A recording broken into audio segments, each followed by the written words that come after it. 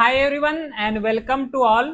तो आज जो है यूपीएससी प्रीलिम्स 2026 का एग्जाम कंडक्ट किए गए थे, ठीक है। और इसका जो फर्स्ट व्यू या फिर फर्स्ट एक्सप्रेशन देखोगे तो बहुत ही ज्यादा यहाँ पे निगेटिव ही बोल सकते हैं, क्योंकि देखो यूपीएससी अपने लेवल में ये भी बोलते हैं कि अनप्रिडिक्टेबल है, प्रिडिक्ट नहीं किए जा सकते, ठीक है ना। यूपीएससी जो है अनप्रिडिक्टेबल है, लेकिन इस टाइप के क्वेश्चंस देना, इस टाइप के क्वेश्चंस को सेट करना अपने लेवल में बहुत ज्यादा यहाँ पे चैलेंजेस है, ठीक है। तो बहुत ही ज्यादा अगर लेवल के बारे में अगर डिस्कस भी किया जाए तो थोड़ा सा यहाँ पे टफनेस देखने को मिला है, और थोड़ा सा नहीं कई हद तक जो है टफनेस देखने को मिले, कई टाइप के डाइवर्सिटी में यहाँ पे क्वेश्चन देखने को मिले हैं। और इवन अब ऐसे क्वेश्चन आ रहे हैं जिसमें से इथिक्स का क्वेश्चन डायरेक्टली प्रीलिम्स में देखने को मिल रहा है, इथिक्स का क्वेश्चन आ रहा है, उसी के साथ पैराग्राफ में यहाँ पे पैराग्राफ टाइप वाइज यहाँ पे क्वेश्चन पूछे जा रहे हैं, स्टेटमेंट कंक्लूजन बेस्ड क्वेश्चन पूछे जा रहे हैं।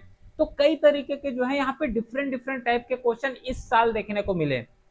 बाकी पूरा डिटेल के साथ एनालिसिस करेंगे।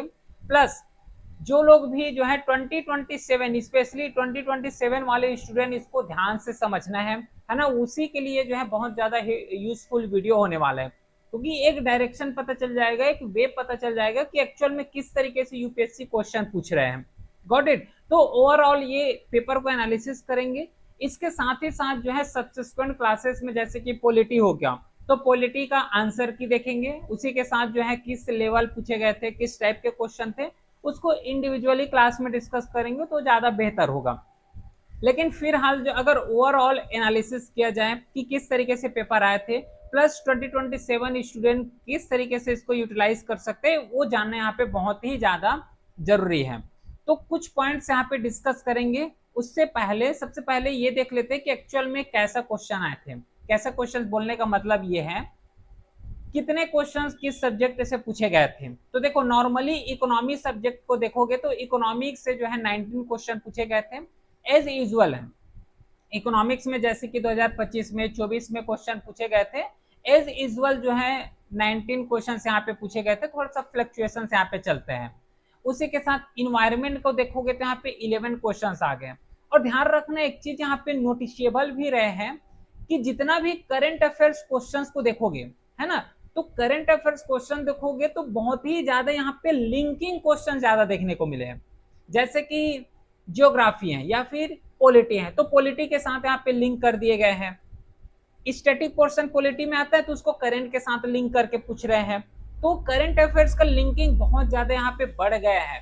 तो 2027 वाले स्टूडेंट सबसे पहले इस पॉइंट को ध्यान में रखना है कि जो भी कंटेंट पढ़ोगे तो स्टैटिक को तो पढ़ोगे ही पढ़ोगे, उसी के साथ करंट अफेयर्स को मर्ज करना है, इसको भूलना नहीं है। स्टैटिक पढ़ोगे, स्टैटिक के साथ यहाँ पे करंट अफेयर्स को मर्जेंस करना बहुत ही ज्यादा जरूरी है, जिस तरीके से अभी जो है क्वेश्चन पूछे गए थे।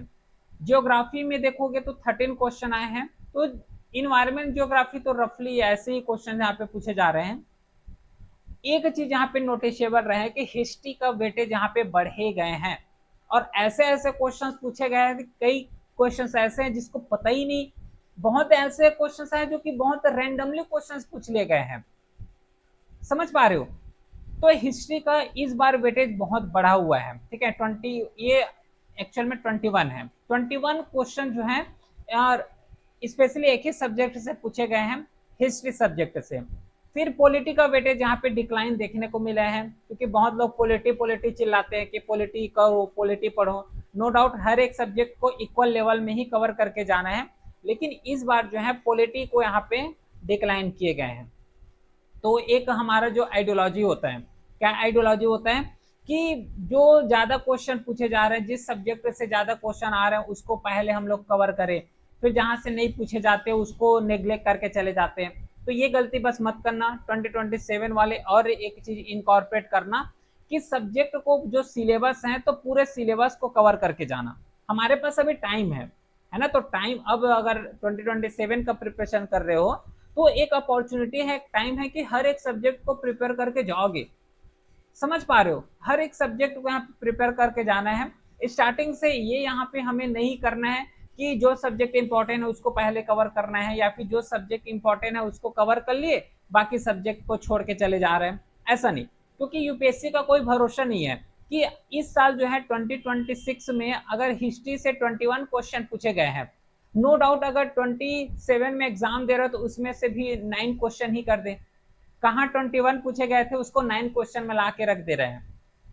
तो इस टाइप के जो है अनप्रिडिक्टेबल गेम चेंजेस यहाँ पे किए जाते हैं यूपीएससी के द्वारा। साइंस एंड टेक्नोलॉजी का वेटेज भी देखोगे तो कई हद तक यहाँ पे इंक्रीमेंट देखने को मिले हैं। प्लस मिसलिनियस सेक्शंस में जाओगे तो जैसे कि कंप्यूटर का क्वेश्चन यहाँ पे देखने को मिले हैं। कंप्यूटर के साथ ही साथ अगर जाओगे तो डिफेंस वाले क्वेश्चंस भी देखने को मिले हैं। आईआर का क्वेश्चंस भी पूछे गए हैं इस साल। तो कई क्वेश्चंस यहाँ पे मिसलिनियस सेक्शंस भी आए थे, जैसे बता दिया कंप्यूटर का हो गया, कंप्यूटर के साथ डिफेंस से रिलेटेड हो गया, इंटरनेशनल रिलेशंस हो गए। और इंटरनेशनल रिलेशन से अगर कोई क्वेश्चन पूछे जा रहे हैं, इसका सीधा सा मतलब है कि वो करंट अफेयर बेस्ड वाले ही क्वेश्चन पूछे जाएंगे। सीधा लॉजिक यही बनता है।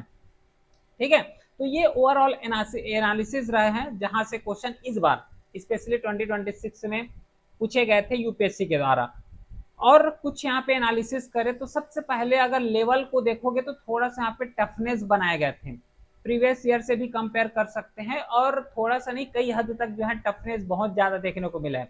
देखो अनप्रिडिक्टेबल है नो डाउट, क्वेश्चन जो है अनप्रिडिक्टेबल आ रहे हैं नो डाउट, लेकिन इस तरीके से क्वेश्चंस को सेट करना अपने लेवल में थोड़ा सा यहाँ पे चैलेंजेस हो जाते हैं, है ना। और कट ऑफ के बारे में अगर डिस्कस भी किया जाए तो कट ऑफ बहुत ही लो जाएगा इस बार, जो है कट ऑफ बहुत ही लो देखने को मिलेगा क्योंकि क्वेश्चंस टफर साइड में रहे हैं। और हर क्लास में बोलता हूँ कि कॉन्सेप्ट और फैक्ट्स तो हमें दोनों में ध्यान देना है, और इस बार भी यूपीएससी में कॉन्सेप्ट और फैक्ट्स दोनों को मर्ज करके क्वेश्चन पूछे गए थे। लेकिन एक चीज ध्यान रखना कि हम लोगों ने जो है पढ़ाई किए हैं, अब ये बोलोगे कि ओनली पढ़ाई के बेस में जो है सिलेक्शन हो जाए तो ऐसा नहीं है। ये साबित भी कर चुके हैं ये प्रीलिम्स के पेपर। अगर बोलोगे हर एक क्वेश्चन पढ़े हुए हो तो हर एक क्वेश्चन यहाँ पे पढ़े हुए हो ऐसा बात नहीं है। अब हमें थोड़ा सा डीप अंडरस्टैंडिंग चाहिए, प्लस अपना खुद का लॉजिक यहाँ पे अप्लाई करना पड़ेगा। पढ़ाई के साथ ही साथ हमें अपना लॉजिक, इंटरप्रिटेशन, इस सब चीज में भी ध्यान देना पड़ेगा, तब जाके क्वेश्चन सॉल्व होगा।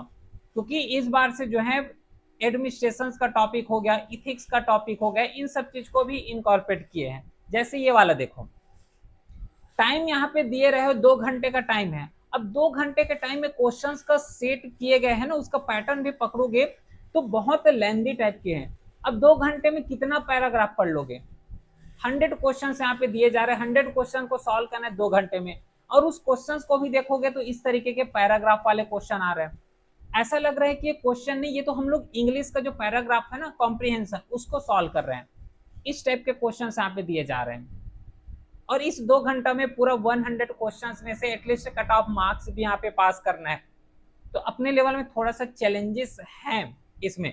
तो हम लोग अपना क्या कर सकते हैं कि अब इस टाइप के क्वेश्चंस को भी टैकल करते हुए बढ़ना है।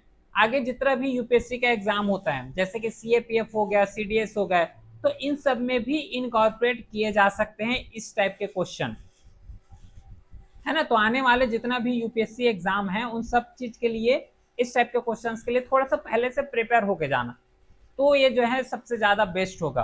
पैराग्राफ वाइज वाले क्वेश्चन जो देखने को मिले, स्टेटमेंट कंक्लूजन वाले क्वेश्चन तो बहुत ही ज्यादा इस बार रहे हैं। स्टेटमेंट कंक्लूजन होता है ना कि स्टेटमेंट दे दिए गए हैं फिर उसका कंक्लूजन दिए गए हैं, तो इस टाइप के क्वेश्चन बहुत ज्यादा देखने को मिले हैं।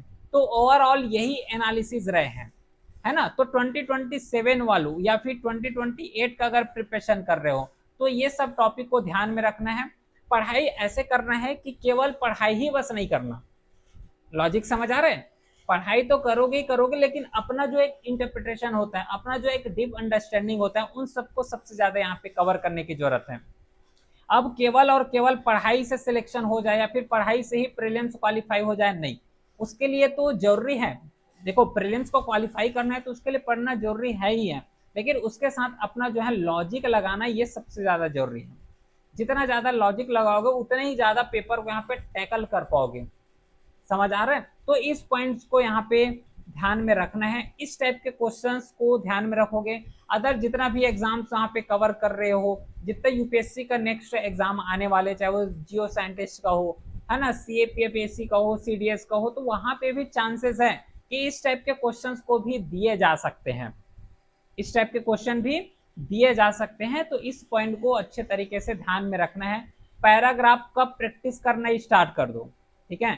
एक पैराग्राफ आरसी जो क्वेश्चन पूछे जाते हैं सी सेट में आते ही आते हैं, अब उसको पेपर 1 में भी ला दिए हैं, पेपर 1 में भी ला दिए। अब एक और रिस्क यहाँ पे हो सकता है, उसको मैं अभी क्लैरिफाई कर दे रहा हूँ। इस टाइप के क्वेश्चन देखिए देखने को मिले कि पैराग्राफ में पूछ रहे हैं, पैराग्राफ के साथ इथिक्स वाले क्वेश्चन आ रहे हैं। एक और यहाँ पे व्यू पॉइंट हो सकता है कि 2027 में इसका पैटर्न बनाए ही ना, जो नॉर्मल पैटर्न है उसको फॉलो करना स्टार्ट कर दे। ये भी एक रिस्क है, ये भी एक थिंग्स हैं जिसके बारे में हमें पता होना चाहिए। ओवरऑल इन सब के बारे में हमें पता होना चाहिए और उसके अकॉर्डिंग ही जो है प्रिपेयर करना है। पैराग्राफ हो सके तो थोड़ा सा यहाँ पे पैराग्राफ वाले क्वेश्चन प्रैक्टिस करना स्टार्ट कर दो, क्योंकि यूपीएससी का नियम है, अगर कोई भी चीज वो लोग चेंज करना चाहेंगे तो सबसे पहले ट्रायल वाले भेजते हैं। ट्रायल भेजते हैं, कैसे ट्रायल भेजते हैं कि 2-3 क्वेश्चन जो है डालेंगे। जैसे कि अभी जो है यूपीएससी जो प्रीलिम्स है, तो प्रीलिम्स का एग्जाम हुआ है 2026 में। अब इस 2026 में जो है हमें इथिक्स का क्वेश्चन देखने को मिले हैं, इथिक्स का क्वेश्चन आए थे।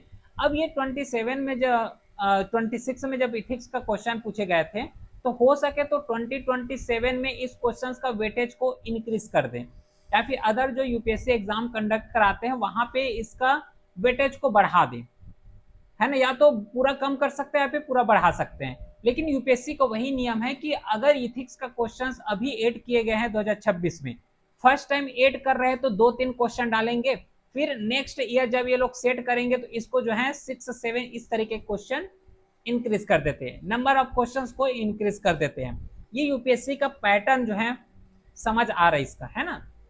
तो पैराग्राफ वाले क्वेश्चंस थोड़ा सा प्रैक्टिस करके जाना है। इथिक्स वाले क्वेश्चंस हो गया और स्टेटमेंट कंक्लूजन वाले, इन 3 पैटर्न को थोड़ा सा अब न्यू पैटर्न समझ के प्रैक्टिस करके जाओगे, तब अच्छे तरीके से ये एग्जाम को क्वालिफाई कर पाओगे, ठीक है। तो आई होप समझ आया होगा कि किस तरीके से एक्चुअल में जो है हमें आगे नेक्स्ट एग्जाम का प्रिपरेशन करना है, ठीक है। फिर मिलते हैं क्लासेस में, तब तक के लिए thank you, well done, have a great day.